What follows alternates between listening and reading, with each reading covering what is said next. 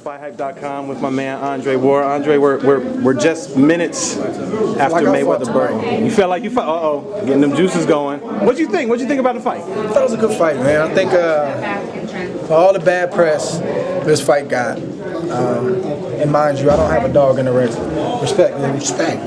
Deseve, I know who you are, baby. You are. You the man. Came up watching them tapes. I know what it is.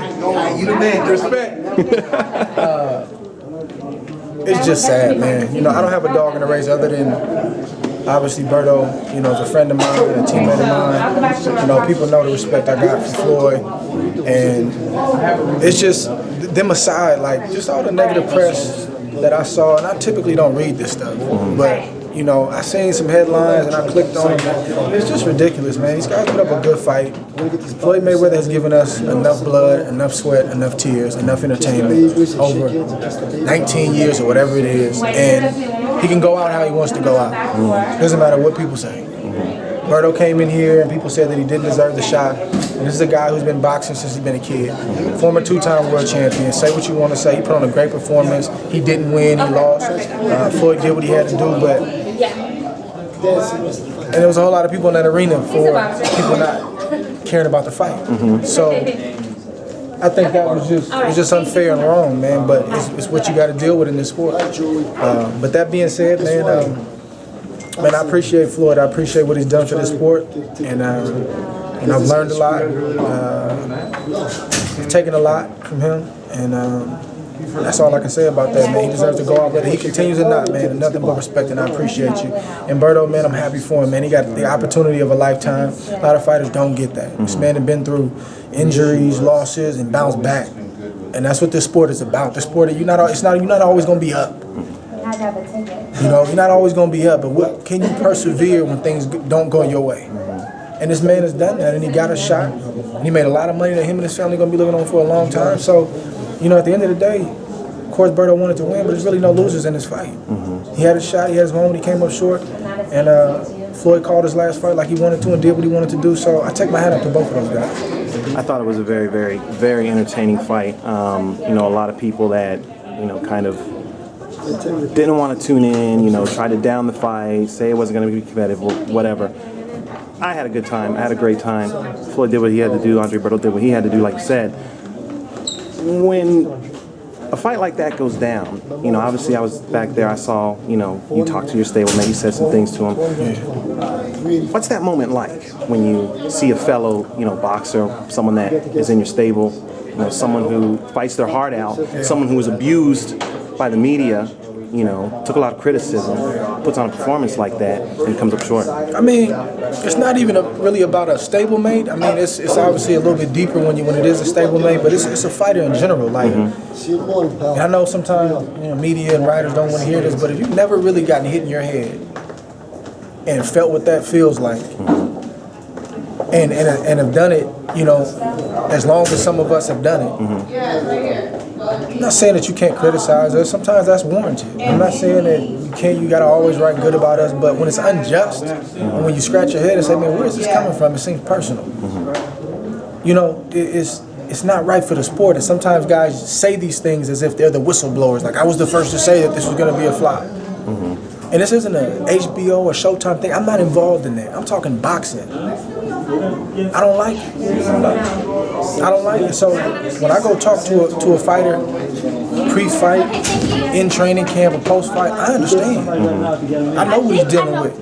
You see, everybody's gonna go home now, or enjoy their night, or do whatever they're gonna do. This man gonna ice his head, ice his body.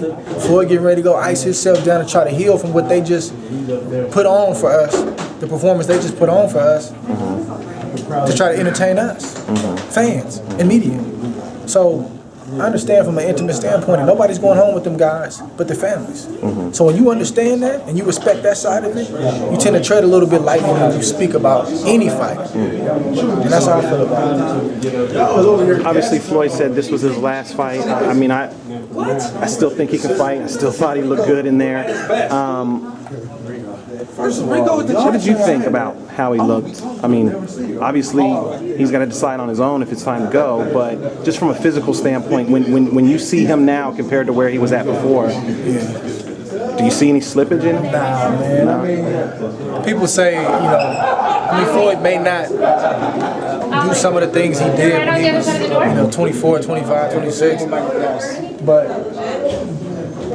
at 38, you shouldn't be doing the same things that you did at 24, 25, and 26. I'm not going to say the game is easy to him, but it's experience, man. He's a master of the sport. He's a master of his craft. He's out here. You may not like it, but you got to respect it. And personally, I would like to see him walk away. Because too many times, us fighters, we leave with nothing. Faculty's all right. And we don't retire from the sport pretty much retires us. So to see somebody at the top of his game walk away with everything intact, it's beautiful. I would love to see it. Assuming that was his last fight, how are you going to remember Floyd Mayweather? Man, I'm going to remember, Floyd as somebody who fought the best and obviously beat the best. Somebody who changed the complete structure of the boxing game from top to bottom and from a business standpoint. Junior welterweights and welterweights wasn't making that kind of money. It's about the heavyweights. And everything that Floyd is experiencing now and everything that he's doing, he said he was going to do this back in 96, 97, 98. Just nobody believed him. Right. Everything that he said. I remember when he first started saying, I'm going to make 100 million, people laughed at him. You're like, well, you ain't going to make no money. You ain't going to make $100 million, you crazy? Well, he's done that several times over. So, and for people that say that he's, shouldn't even remotely call himself TBE, it's in the discussion, man. This man used to fight at 130 and he's fought all the way up to 154. Oh, he don't get no knockouts, but do you guys realize he's fighting bigger men? Right. And somehow, some way, along this road, there's been this message that if you don't knock people out, you're not worth watching. That's a mistake. And hopefully, they'll appreciate Floyd at some point.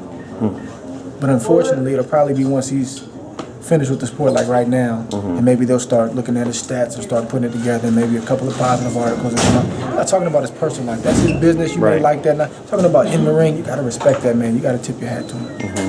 And I tip my hat to Berto, man, because he's never fought on this stage before. It's a lot of pressure, man.